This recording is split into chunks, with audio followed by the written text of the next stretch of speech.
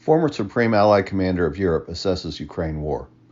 The former Commander-in-Chief of NATO forces in Europe, U.S. Admiral James Stavridis, retired, provides insight of the Ukraine war and how the war will progress in 2024 and how it could possibly end.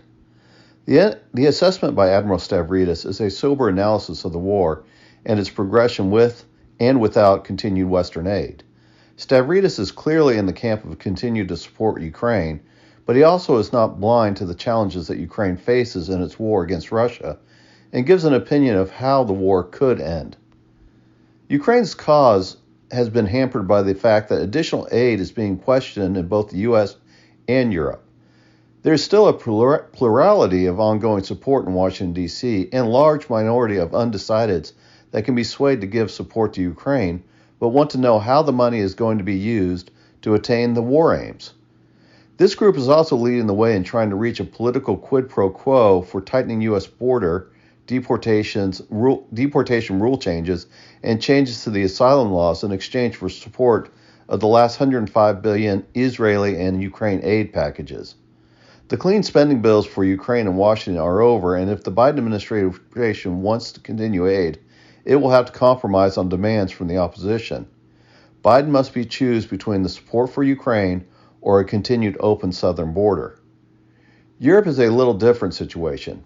NATO can provide military aid, but support must be unanimous from all member countries, and is hard to attain with Hungary and sometimes Turkey opposing military aid from the alliance against Russia. Economic aid from Europe is preferred to come from the European Union, but again, unanimous consent is required, and Hungary continues to oppose any additional EU aid to Ukraine. This means that countries in NATO and the EU must rely on a disjointed aid through bilateral agreements with Ukraine. Europe is also in the position of aid to Ukraine being subjected to the political realities just like the U.S. Admiral Stavridis is of the opinion that if the aid to Ukraine between the U.S. and Europe can be funded at the $100 billion level throughout 2024, that Ukraine can maintain the current front against Russia. This is military aid only totals. If these levels are not attained and the Russian military potential continues to grow, there will be an opportunity for Russia to break the stalemate and get the upper hand over the battlefield situation in Ukraine. He also stated that due to the casualties the Ukrainians have sustained and the increasing presence of drones over the battlefield, it eliminates the chance of surprise, that it would be better for Ukraine to stay on the strategic defensive throughout 2024. Stavridis also suggested that if continued support for the war continues at the prior levels, there could be a possibility of a ceasefire or an armistice like what has kept a fragile peace in the Korean Peninsula.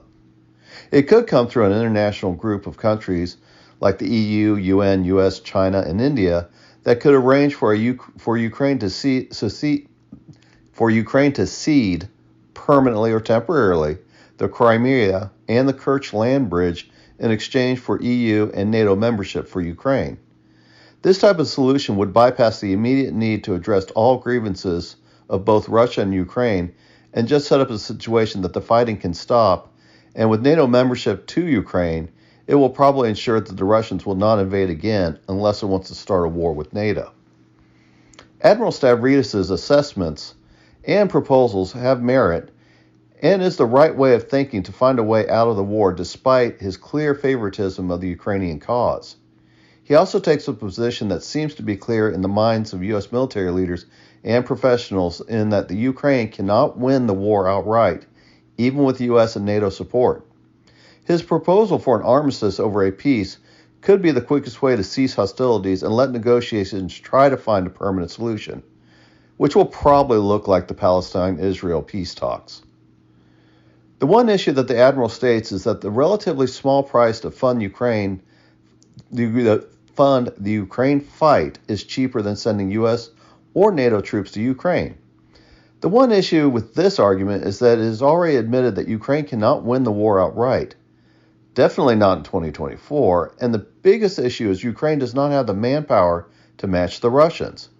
All the weapons provided from the West cannot compensate for that deficit, and a static continued front to be maintained is manpower intensive and is assumed to produce high casualties on both sides. At some point, peace or an armistice must be the overriding priority, or the West will have to become active in a larger capacity inside Ukraine, or allow demographics rules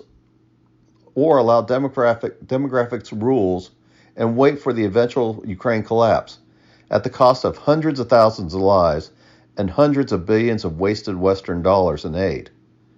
Admiral Stavridis' assessment and proposals are the type of hard reality talks that need to happen in the West and in Ukraine. The implicit message is that Ukraine cannot win with or without Western aid, though the decree of defeat and the cost to the Russians for that victory can be mitigated with continued Western aid. His proposal for an armistice is the quickest way to end the fighting, though it is hard to believe that Russia would ever accept a Ukraine that is in NATO without serious concessions, even for an armistice. It should also not be assumed that a Donald Trump victory in 2024 means that the support for Ukraine will end, but rather a negotiated end will be the priority over a no end in sight continuance of the fighting.